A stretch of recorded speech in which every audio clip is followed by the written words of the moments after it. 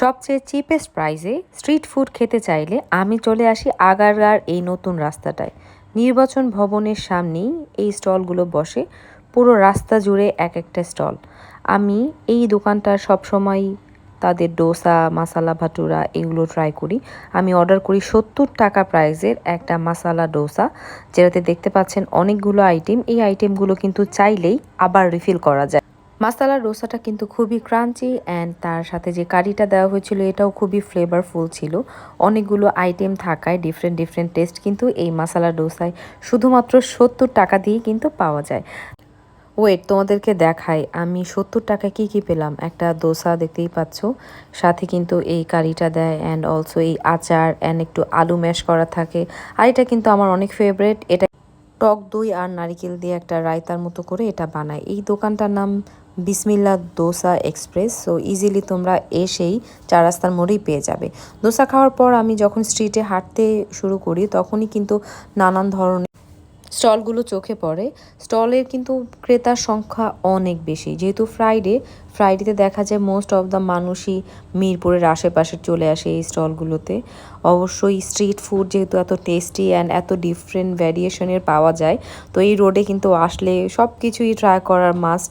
তো আমরা নিয়েছিলাম এখানে আচার অ্যান্ড আমি নিয়েছিলাম মিষ্টি আমসত্ত্ব। তো এখন তো আর অনেক জায়গায় ঘুরলেও দেখা যায় এই ধরনের আইটেমগুলো পাওয়া যায় না। এই যে দেখা যাচ্ছে বাংলাদেশের ঐতিহ্যবাহী আগের যে স্ন্যাক্সগুলো ছিল সেই স্ন্যাক্সগুলো এখন নতুন অ্যাডিশনাল অ্যাড হয়েছে কিন্তু এই ডাবের পুডিং। তাই আমিও ট্রাই করি 30 টাকা দিয়ে অনলি এই ডাবের পুডিং। বাট ডাবের পুডিংটার টেস্ট যদি নিয়ে বলতে চাই তাহলে এটা সোসো ছিল, অনেক বেশি ভালো তা না। যে জেলিটা খুবই নরম ছিল, আমার চামচে উঠছিলই না প্রায়। তো আমি ট্রাই করে দেখলাম, বাট এর চেয়ে আমি বাণিজ্য মেলা একটা খেয়েছি, সেটা কিন্তু খুব ভালো।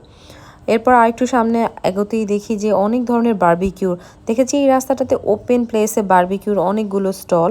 আমি ভাবছিলাম যে একটা বারবিকিউ আমি ট্রাই করব, বাট এখানে দেখতে পেলাম যে সুন্দর কিছু রাইড রাখা হয়েছে যেগুলো বাচ্চাদের এন্টারটেনমেন্টের জন্য।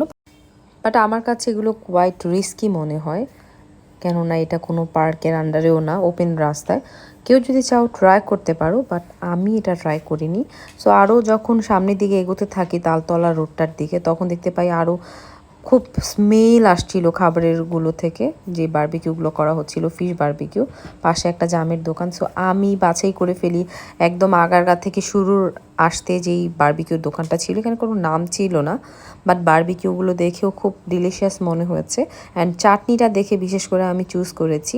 অ্যান্ড আমার গেস খুবই ভালো ছিল, কেননা খাবারটা খুবই টেস্টি, আমার কাছে খুব ভালো লেগেছে। আমি রেকমেন্ড করব অবশ্যই আসলে তোমরা এই বারবিকিউটা ট্রাই করতে পারো। যদিও আমি ঠিকানাটা এক্স্যাক্ট বোঝাতে পারবো না, এটা ঠিক শুরুর দিকের একটা দোকান ছিল।